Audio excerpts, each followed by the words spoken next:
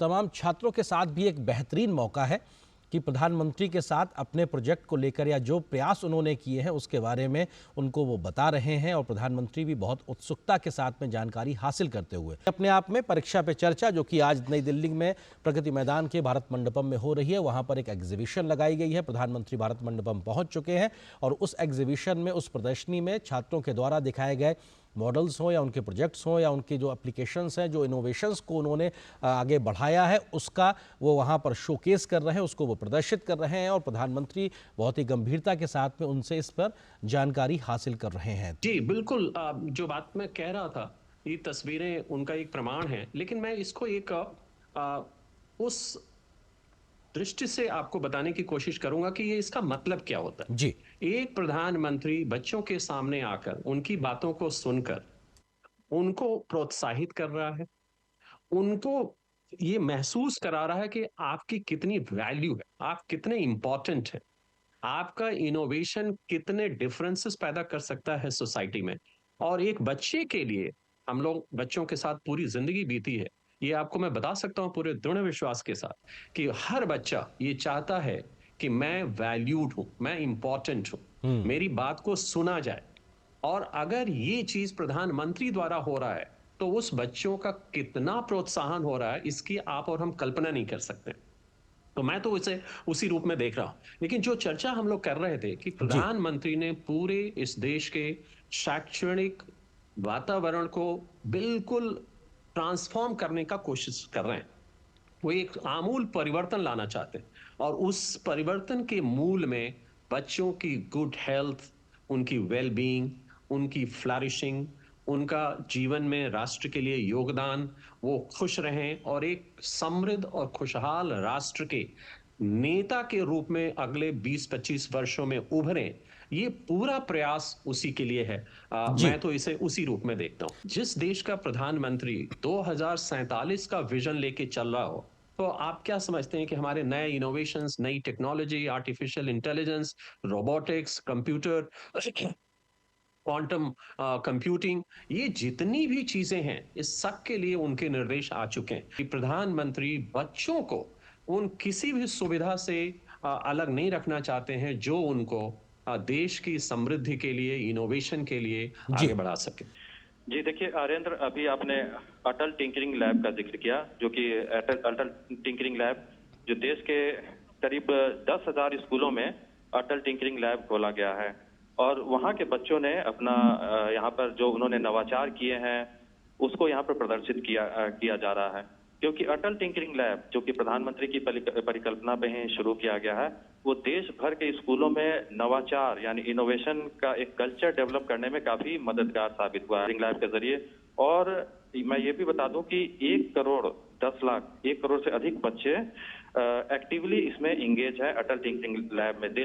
और ये सीधी तस्वीरें इस वक्त भारत मंडपम की, जहां पे प्रधानमंत्री परीक्षा पे चर्चा के कार्यक्रम के लिए पहुंच गए हैं। नरेंद्र मोदी जी का परीक्षा पे चर्चा 2024 में हार्दिक स्वागत, वंदन, जन जन का अभिनंदन, सुस्वागतम प्रधानमंत्री जी।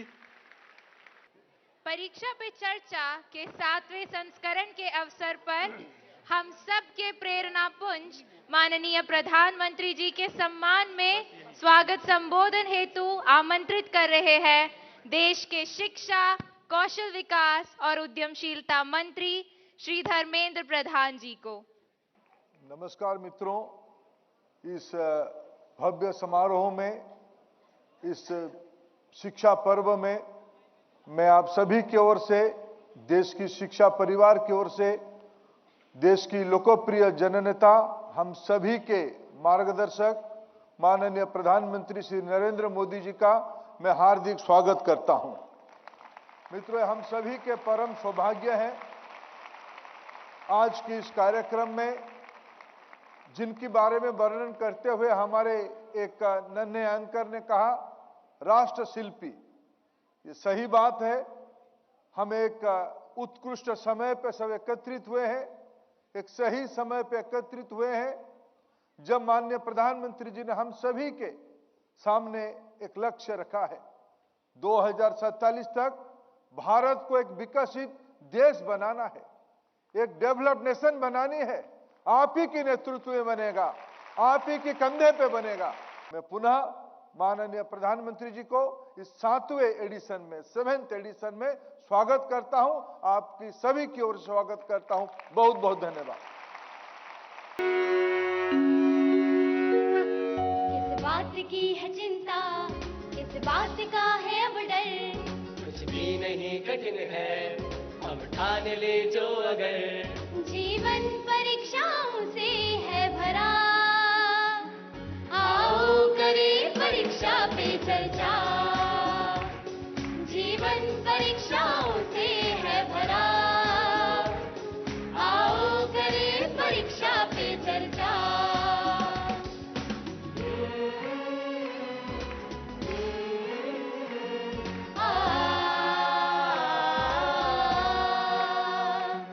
संघर्षों में मुस्काना और आगे बढ़ते जाना, सीखे प्रधानमंत्री जी से कठिनाई में राह बनाना। हाराएं हो प्रतिकूल जब, कर हिम्मत से अनुकूल सब, मन की बातों को समझकर मन की बातें समझाना, हमें विकसित भारत का संकल्प दिया, आओ करें परीक्षा पे चर्चा, हमें विकसित भारत का संकल्प दिया, आओ करें परीक्षा पे चर्चा। सानी दबा मा, रे गा मा नी धा पा म ग रे, सा रे गा रे गा रे गा रे गा रे सा नी सा। ये धरती राम और कृष्ण की हर दिन थी परीक्षा जिनकी, अध्ययन करे पूरे जतन से हम लेके प्रेरणा उनकी। मेधावी प्रतिभाशाली रख दृष्टि अर्जुन वाली, कोई जीतने से क्या रोके जो हमने शपथ उठा ली। देखो आदित्य को हमने लक्ष्य किया, आओ करें परीक्षा पे चर्चा, देखो आदित्य को हमने लक्ष्य किया, आओ करें परीक्षा पे चर्चा। हम सबको चलना होगा अब कदम से कदम मिलाकर, जीतेंगे हर मुश्किल से शिक्षा की मशाल जलाकर। कीमत समझे समय की और लगा दे जान की बाजी, हर दिशा में भारत दमके जैसे हो प्रखर प्रभाकर, इस अमृत काल में खुल के मुस्कुरा, आओ करें परीक्षा पे चर्चा, इस अमृत काल में खुल के मुस्कुरा, आओ करें परीक्षा पे चर्चा।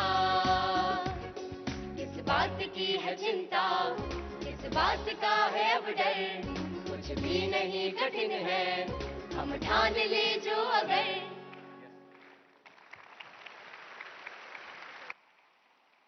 नमस्ते।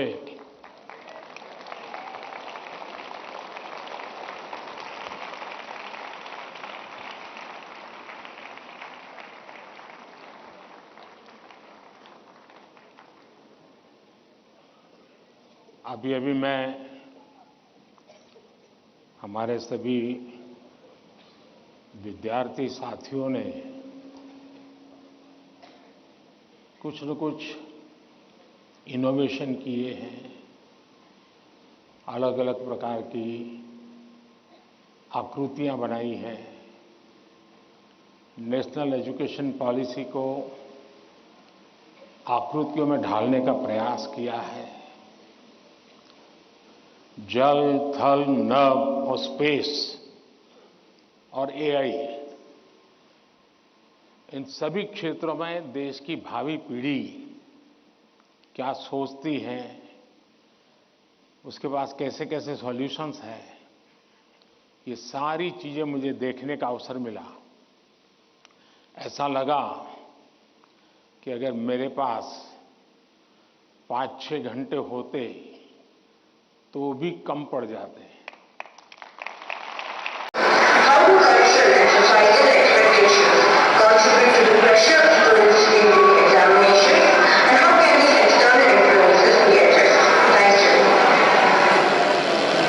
धन्यवाद सर। विश्व के सबसे बड़े लोकतंत्र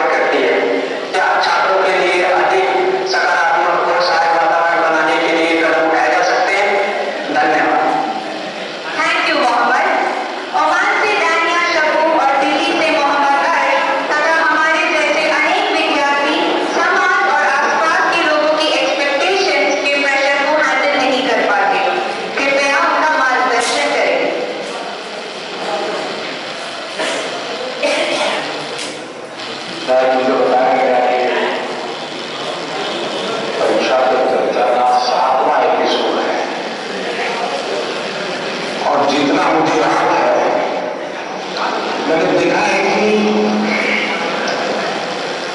ये प्रश्न हर बार आया है और अलग अलग तरीके से आया है। इसका मतलब ये है कि 7 साल में 7 अलग अलग बैचेज इस परीक्षा से गुजरी है और हर नई बैच को भी इन्हीं समस्याओं का सामना करना पड़ रहा है।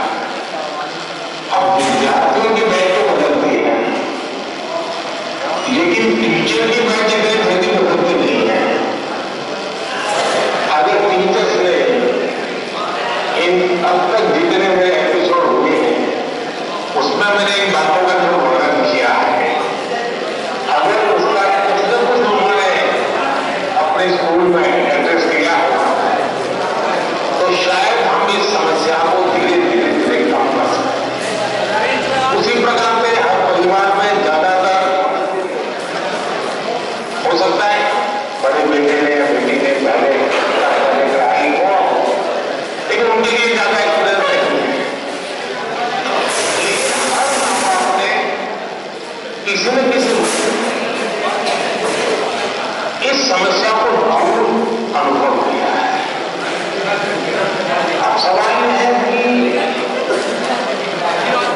इसका समाधान क्या है। हम ये तो नहीं कह सकते कि स्विच ऑफ प्रेशर बंद, ऐसा तो नहीं।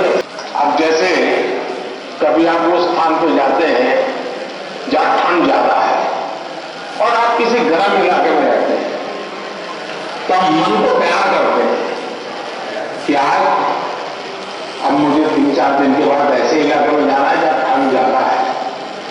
तो मन से आप तैयार करते हैं तो धीरे धीरे तो लगता है पहुंचने बाद तुम्हें लगता है क्या मैंने तो सोचा था उससे तो ठंड कम है, क्योंकि आपने मन से तय कर लिया है। और इसलिए आप टेम्परेचर कितना है कितना नहीं वो देखने की जरूरत नहीं पड़ती, आपका मन तैयार हो जाता है। वैसे ही दबाव को हमने अपने तरीके से दूसरा कि जब दबाव के प्रकार देखें, एक तो दबाव होता है खुद ने ही जो अपने लिए तय करके रखा है कि सुबह 4 बजे उठना होना है, रात को 11 बजे तक पढ़ना ही पढ़ना है, आपने उनको इतने आंसर फोन करते ही पूछना है और बड़ा दबाव खुद ही अनुभव करते हैं। मैं समझता हूं हमने उतना स्ट्रेच नहीं करना चाहिए कि जिसके कारण हमारी एबिलिटी ही छूट जाए। हमने स्लोली इंप्लीमेंट करना चाहिए। चलिए भाई, कल मैंने 7 क्वेश्चन सॉल्व किए थे रात को, आज 8 करूंगा।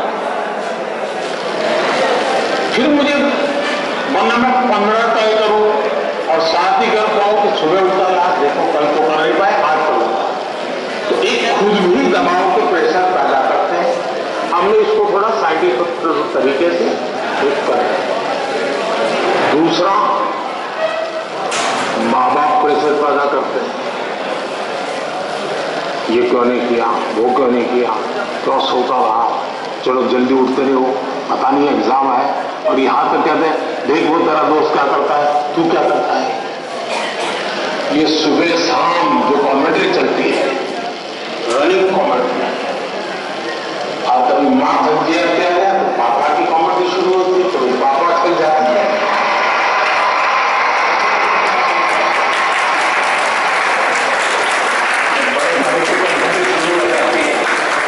और वो अगर कम पड़ता है स्कूल में टीचर की, फिर यहाँ पर दूसरा लगा रहेगा तुमको जो कर रहे हैं मैं अपना ऐसे कुछ लोग ऐसा सेंस कर लेते, लेकिन ये तो बात दूसरा होता है। तीसरा ऐसा भी होता है कि जिसमें कारण कुछ नहीं, समझ का अभाव है और बिना कारण उसको हम संकट मान लेते हैं। जब एक्चुअली करते हैं तो लगता नहीं कि अब इतना मुश्किल नहीं था, मुझे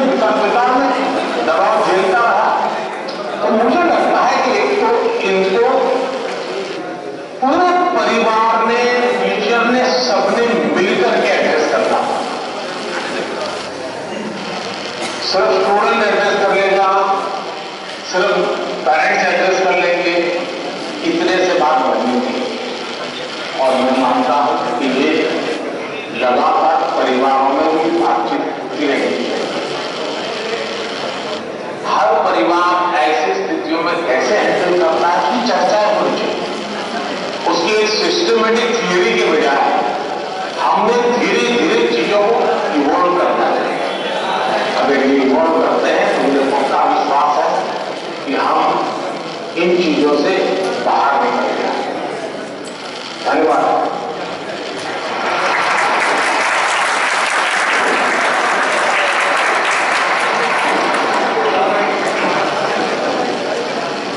प्रधानमंत्री जी, आप अपने बिजी लाइफ में प्रेशर को कैसे हैंडल करते हैं और इतना प्रेशर होने पर भी हमेशा सकारात्मक कैसे रह पाते हैं? आप यह सब कैसे कर पाते हैं? कृपया अपनी सकारात्मक ऊर्जा का रहस्य हमसे साझा करें। प्रधानमंत्री जी।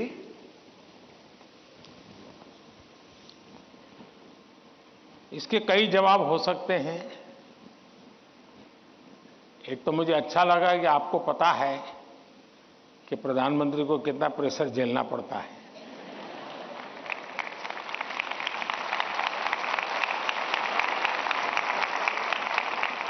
वरना आपको तो लगता होगा हवाई जहाज है, हेलीकॉप्टर है, उनको क्या है, यहां से यहां जाना है, यही करना है। लेकिन आपको पता है कि भांति भांति के सुबह शाम दरअसल हरेक के जीवन में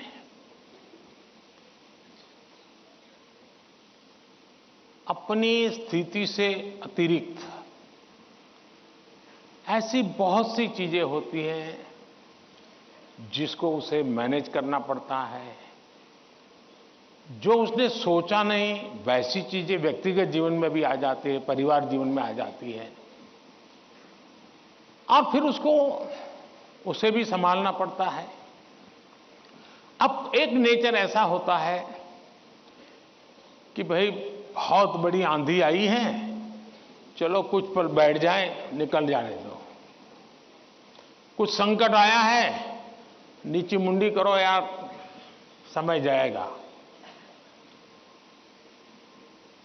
शायद ऐसे लोग जीवन में कुछ अचीव नहीं कर सकते। मेरी प्रकृति है और जो मुझे काफी उपकारक लगी है, मैं हर चुनौती को चुनौती देता हूं।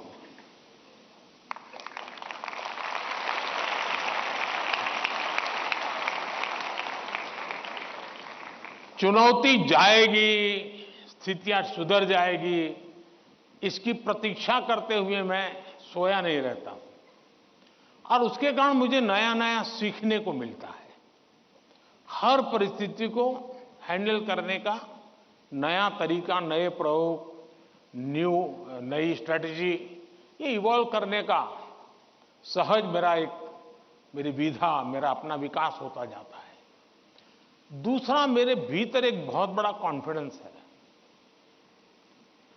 मैं हमेशा मानता हूं कि कुछ भी है, 140 करोड़ देशवासी मेरे साथ हैं।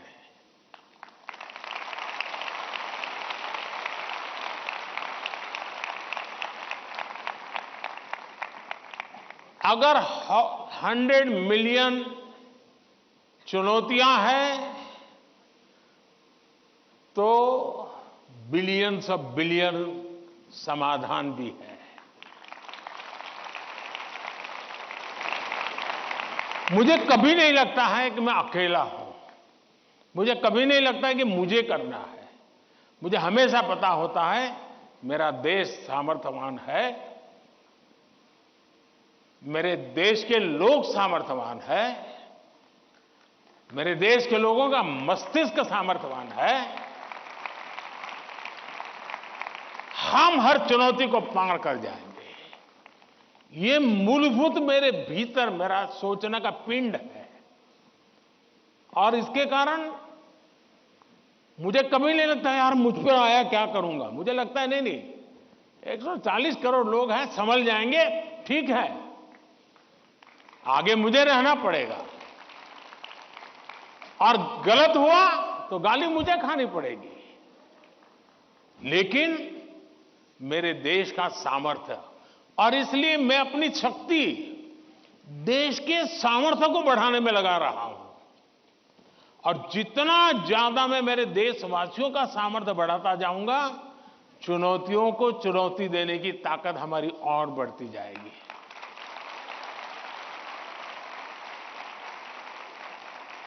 अब हिंदुस्तान की हर सरकार को गरीबी के संकट से जूझना पड़ा है। हमारे देश में संकट है ही है, लेकिन मैं डर करके बैठ नहीं गया, मैंने उसका रास्ता खोजा और मैंने कहा, सोचा कि सरकार होती कौन है जो गरीबी हटाएगी।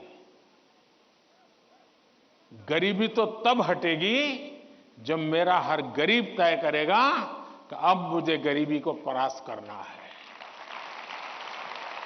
अब वो सपने ही देखेगा तो होगा कि नहीं होगा, तो मेरी जिम्मेवारी बनती है कि मैं उसके सपने को पूरा करने के लिए सामर्थ्यवान बनाऊं, उसको पक्का घर दे दूं, उसको टॉयलेट दे दूं, उसको शिक्षा की व्यवस्था दे दूं, उसको आयुष्मान योजना का लाभ दे दूं, उसके घर से नल पहुंचा दूं।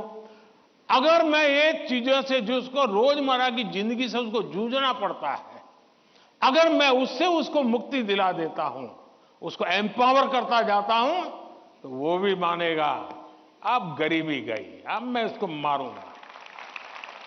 और आप देखिए, इस मेरे 10 साल के कार्यकाल में देश में 25 करोड़ लोग गरीबी से बाहर आए हैं।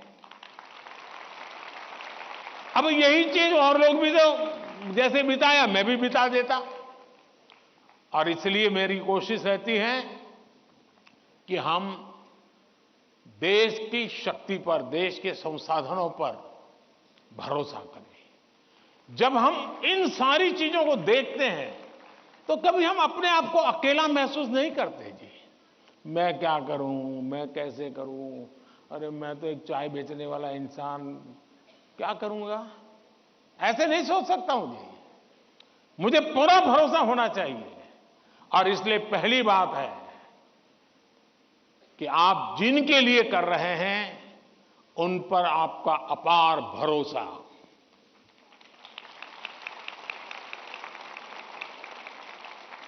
दूसरा, आपके पास निरक्षीर का विवेक चाहिए। कौन सा सही है, कौन सा गलत है, कौन सा आज जरूरी है, कौन सा अभी नहीं, बाद में देखेंगे।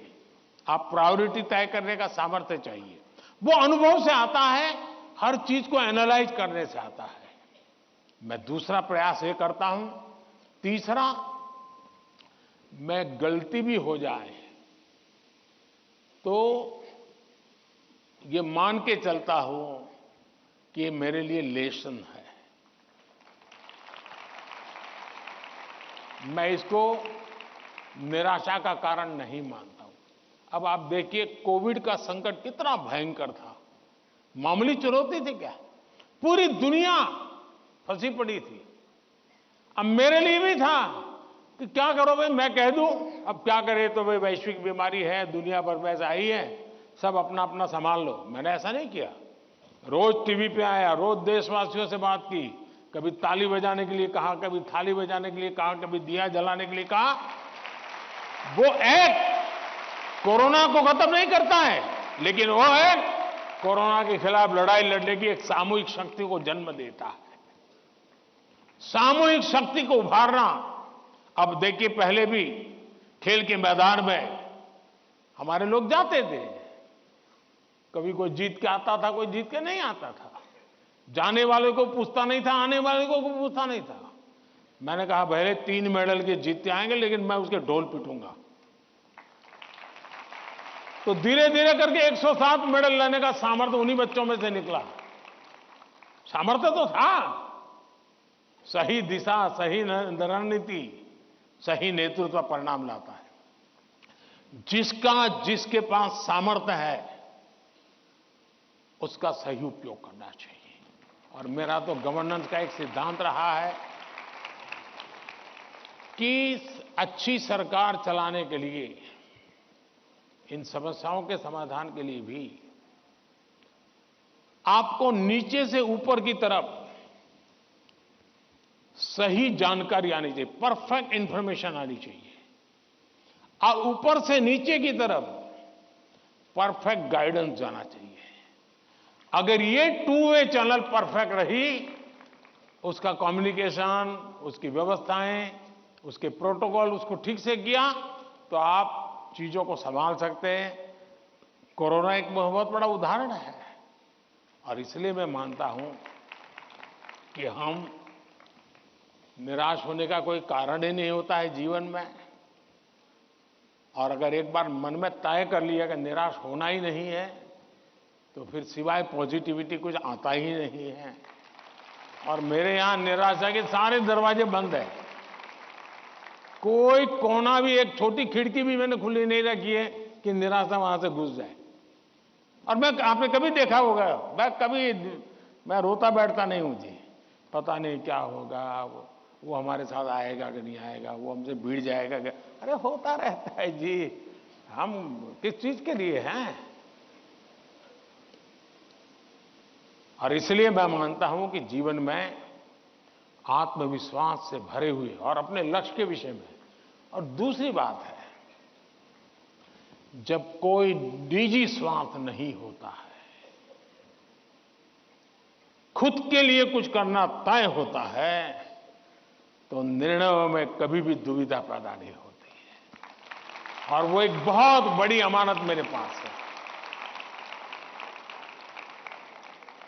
मेरा क्या, मुझे क्या, इससे मेरा कोई लेना देना नहीं है।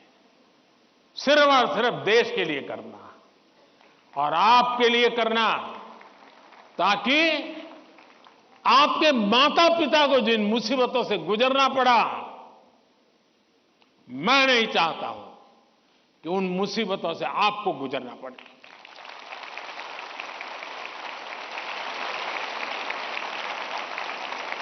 हमें ऐसा देश बना करके देना है दोस्तों, ताकि आपके भावी पीढ़ी को भी, आपके संतानों को भी लगे कि हम ऐसे देश के अंदर और पूरी तरह खिल सकते हैं, अपना सामर्थ्य दिखा सकते हैं। और ये हमारा सामूहिक संकल्प होना चाहिए, ये हमारा सामूहिक रिजॉल्व होना चाहिए, और परिणाम मिलता है। और इसलिए साथियों, जीवन में पॉजिटिव थिंकिंग की बहुत बड़ी ताकत होती है।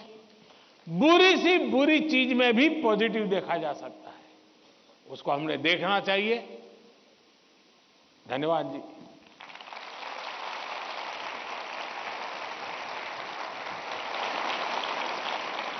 पीएम सर, आपने अत्यंत सरलता और सरसता से हमारे सभी प्रश्नों का समाधान कर दिया। हम, हमारे अभिभावक और शिक्षक सदा आपके कृतज्ञ रहेंगे।